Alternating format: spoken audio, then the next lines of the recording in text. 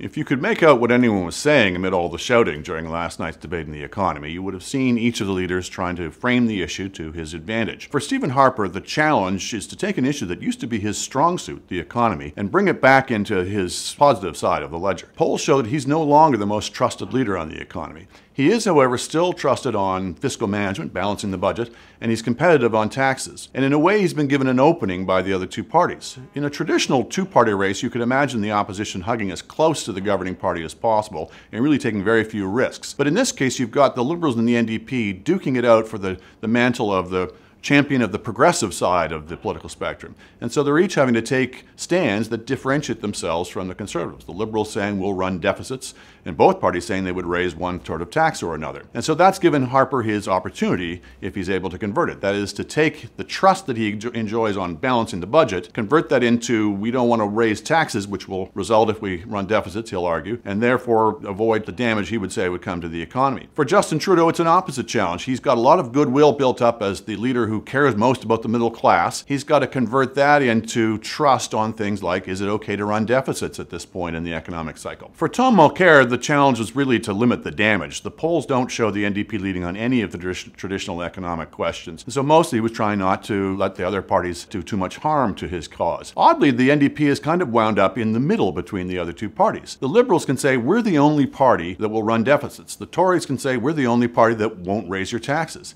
The NDP, it's a little bit of both. We'll balance the budget, they can say, like the Tories would. We'll raise taxes like the Liberals would. And so they're sort of the mushy middle.